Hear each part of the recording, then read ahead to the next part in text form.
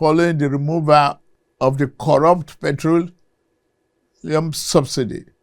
We have freed up trillions of naira for targeted investment in the real economy and social programs for the most vulnerable, as well as all tiers of government. We have a stronger foreign reserve position today than 3 years ago. Our external reserves increased to 42.03 billion this September, the highest since 2019. Our tax to GDP ratio has risen to 13.5% from less than 10%.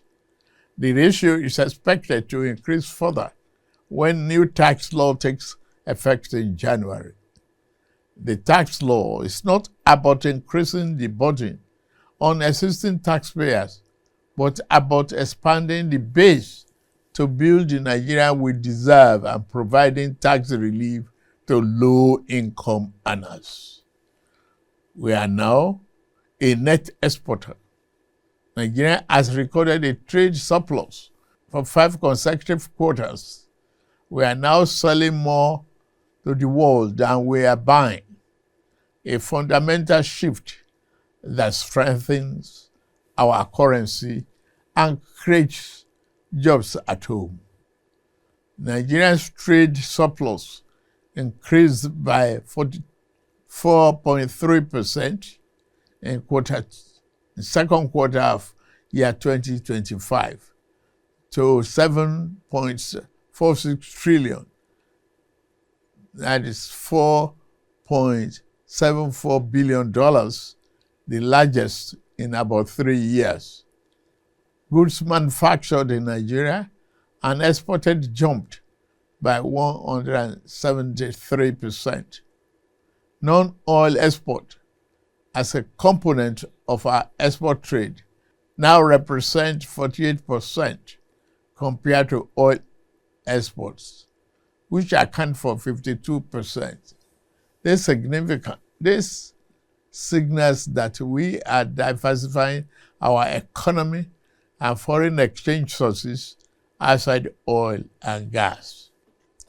Our oil production rebounded to 1.68 million barrels per day from barely 1 million in May 2023. The increase occurred due to improved security, new investments, and better stakeholder management in Niger Delta. Furthermore, the country has made notable advances by refining PMS domestically for the first time in 4 decades. It has also established itself as the continent's leading exporter of aviation fuel. The Naira has stabilized from the turbulence and volatility witnessed in 2023 and 2024. The gap between the official rate and the unofficial market has reduced substantially following FX reforms and fresh capital and remittance inflows. The multiple exchange rates, which fostered corruption and arbitrage, are now part of history. Additionally, our currency rate against the dollar is no longer determined by the fluctuation in crude oil prices. Under the Social Investment Program, to support poor households and vulnerable Nigerians, 330 billion has been disbursed to 8 million households, many of whom have received either 1 or 2 out of 3 tranches of the 25,000 naira each. Coal mining recovered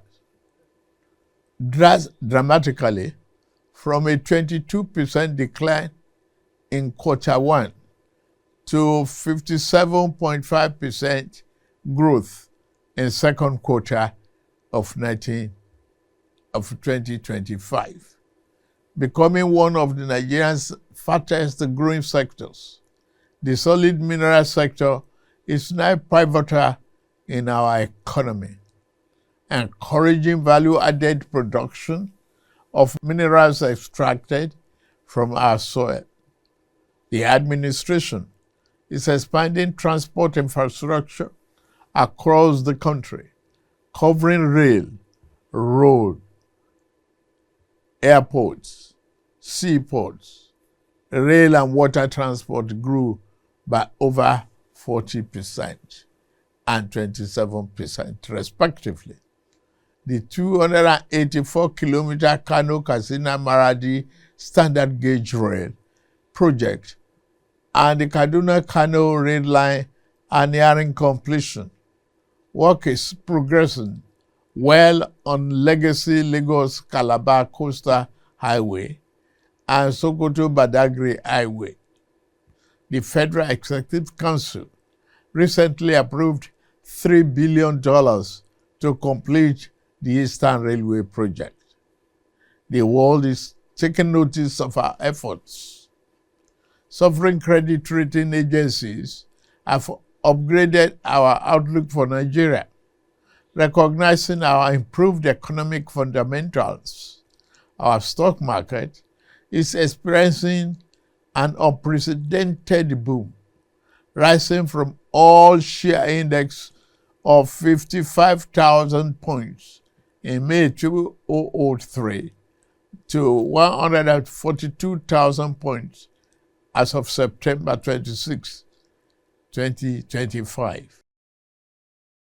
At its last MPC meeting, the central bank slashed interest rate for the first time in 5 years, expressing confidence in our country's macroeconomic stability.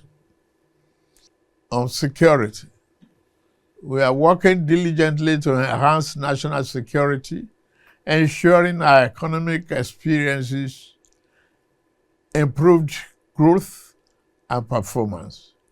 The officers and men of our armed forces and other security agencies are working tirelessly and making significant sacrifices to keep us safe. They are winning the war against terrorism, banditry, and other violent crimes. We see their victories in their blood and sweat to stamp out Boko Haram terror in the northeast, IPOB ESN terror in southeast, and banditry and kidnapping. We must continue to celebrate their gallantry and salute their courage on behalf of a grateful nation. Peace has returned to 100 of our liberated communities in the northwest and northeast, and thousands of our people have returned safely to their homes. I have a message for you, you young people. You are the future and the greatest asset of this blessed country. You must continue to dream big, innovate, and conquer more territories in your various fields of science, technology, sport, and art and creative sector. Our administration, through policies and funding, we continue to give you wings to fly sky high. We created NEL Fund to support students with loans for their educational pursuits. Approximately 510,000 students across 36 states of the Federation, including FCT, have benefited from this initiative, covering 228 higher institutions. As of September 10, the total loan disbursed was 99.5 billion, while the upkeep allowance stood as 44.7 billion. Credit Corp Another initiative of our administration has granted over 153,000 Nigerians 30 billion affordable loans for vehicles, solar energy, home upgrades, digital devices, and more. Youth credit, which I promised last June, is a reality, with tens of thousands of NYSC members now active beneficiaries of consumer credit for resettlement. Under our Renew Hope agenda, we promise to build a Nigeria where every young person, regardless of background, has an equitable opportunity to access a better future. Thus, the investment in digital and creative enterprise, IDICE program, the Bank of Industry, is driving the program in collaboration with the African Development Bank, the French Development Agency, and the Islamic Development Bank. This initiative is at the cusp of implementation. Our last 2 years, we have collaborated with our partners to launch the program, supporting our young builders and dreamers in the technology and creative sector. This is a message of hope, fellow Nigerians. I've always candidly acknowledged that this reform have come with some temporary pains.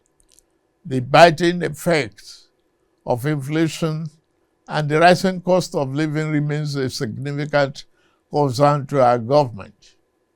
However, the alternative of allowing our country to descend into economic chaos or bankruptcy was not an option. Our macroeconomic progress has proven that our sacrifices have not been in vain. Together, we are laying a new foundation cast in concrete, not on quicksand. The accurate measure of our success will not be limited to economic statistics alone, but rather in the food on our family tables, the quality of education our children receive, the electricity in our homes, and the security in our communities. Let me assure you of administration's determination to ensure that the resources we have saved and the stability we have built are channeled into these critical areas. Today, the governors at the state level and the local government's autonomy are yielding more development right in our face. Therefore, on this 65th anniversary of our independence, my message is hope and a call to action. The federal government will continue to do its part to fix the plumbing in our economy.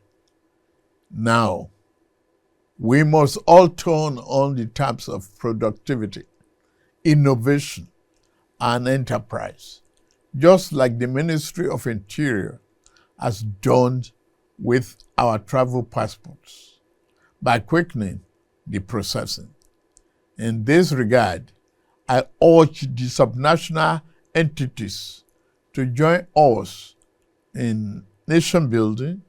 Let us be a nation of producers, not just consumers. Let us farm our land and build factories to process our produce. Let us patronize made in Nigeria. I say Nigeria first. All the goods, let us pay our taxes as well. Finally, let all hands be on deck. Let us believe once more in the boundless potential of our great nation. With Almighty God on our side, I can assure you that the dawn of a new, prosperous, self-reliant is here in Nigeria.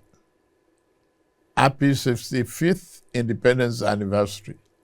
And may God continue to bless the Federal Republic of Nigeria.